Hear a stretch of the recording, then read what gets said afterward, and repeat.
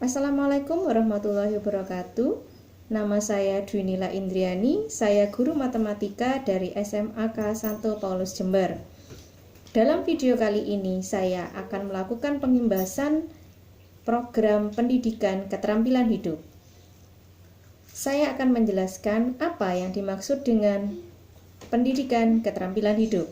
Pendidikan keterampilan hidup adalah pendidikan yang memberikan kecakapan personal, kecakapan sosial, kecakapan intelektual, dan kecakapan untuk bekerja, berusaha, dan hidup mandiri.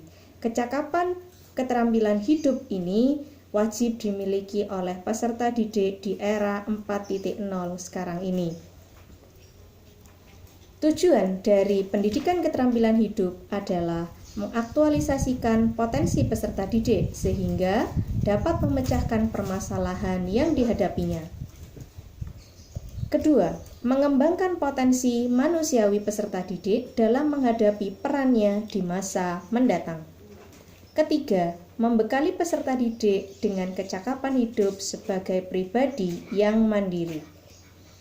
Prinsip-prinsip apa sajakah yang harus Bapak Ibu guru perhatikan dalam pembelajaran pendidikan keterampilan hidup?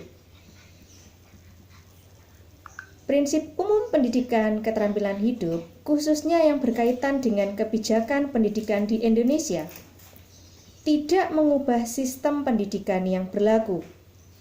Tidak harus dengan mengubah kurikulum, tetapi yang diperlukan adalah penyiasatan kurikulum untuk diorientasikan dan diintegrasikan kepada pengembangan kecakapan hidup. Selain itu, etika, sosio, religius harus dibiasakan dalam proses pendidikan.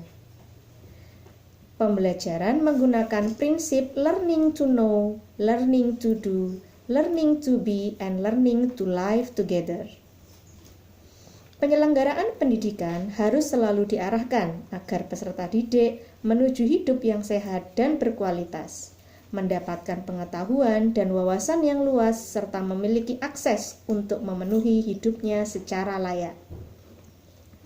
Nah, model-model pembelajaran yang bisa digunakan oleh Bapak Ibu guru di Indonesia untuk penerapan pendidikan keterampilan hidup, yang pertama, Bapak Ibu guru bisa memberikan pertanyaan, tugas yang mendorong siswa untuk berbuat dan berpikir. Selain itu, Bapak Ibu guru juga bisa memberikan pertanyaan atau tugas yang mengandung soal pemecahan masalah atau problem solving. Ketiga, Bapak Ibu guru dapat menerapkan pembelajaran secara kooperatif. Strategi pembelajaran untuk pendidikan keterampilan hidup. Proses pembelajaran dan pelaksanaan pendidikan yang berorientasi pada pendidikan kecakapan hidup atau keterampilan hidup adalah yang pertama, life skill education. Diberikan secara tematis mengenai masalah-masalah kehidupan nyata sehari-hari yang dihadapi oleh peserta didik kita. Tema-tema yang ditetapkan harus betul-betul bermakna bagi siswa.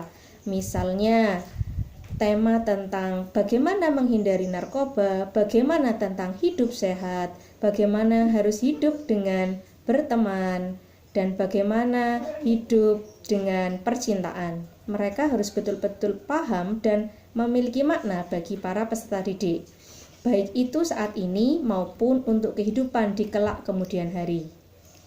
Berikutnya, pendekatan. Yang digunakan adalah pendekatan pemecahan masalah secara kasus yang dapat dikaitkan dengan beberapa mata pelajaran lain untuk memperkuat penguasaan life skill tertentu. Misalnya di sini kita bisa menggunakan mata pelajaran biologi yang bisa digunakan untuk materi pubertas. Metodologi. Metodologi pembelajaran dapat dirancang dalam bentuk kegiatan yang memadukan proses belajar di kelas dan praktek di lapangan dan dilakukan secara partisipatif dengan metode-metode ceramah. Bisa digunakan hanya 30% saja agar murid tidak merasa bosan, dan sisanya bisa digunakan simulasi, praktek, diskusi kelompok maupun game. Landasan pelaksanaan pengembangan keterampilan hidup. Landasan yuridis secara universal yang dapat dijadikan acuan pada landasan ini adalah rekomendasi dari UNESCO tentang 4 pilar pembelajaran yang isinya adalah 1. Learning know or learning to learn, learning to do, learning to be, and learning to live together. Untuk landasan yuridis secara nasional, yang dijadikan acuan pada landasan ini adalah Undang-Undang Dasar Pasal 31 tentang pendidikan. Kemudian Undang-Undang Nomor 2 Tahun 1989 dan Undang-Undang Nomor 23 Tahun 2003 tentang Sistem Pendidikan Nasional.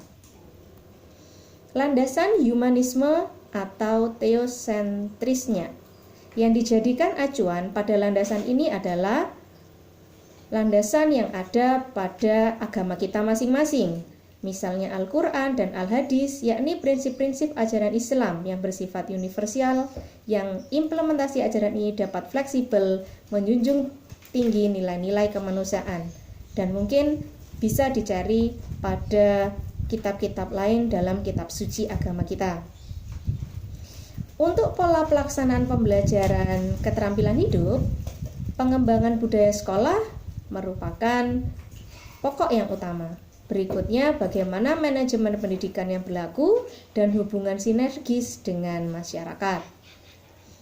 Maka dari itu, Bapak Ibu Guru, kesimpulan akhir kita pada video kali ini adalah keterampilan atau kecakapan hidup yang akan dibutuhkan peserta didik abad modern pada industri 4.0 dalam proses pembelajaran adalah 1.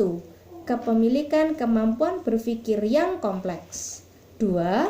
Kemampuan komunikasi secara efektif. 3. Kemampuan membangun kerjasama. 4. Melaksanakan peranan sebagai warga negara yang bertanggung jawab. 5. Memiliki kesiapan serta kecakapan untuk bekerja.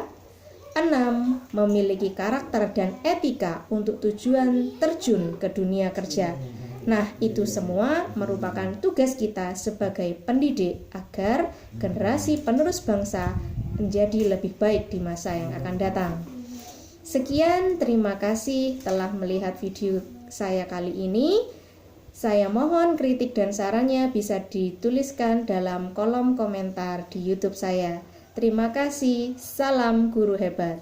Wassalamualaikum warahmatullahi wabarakatuh.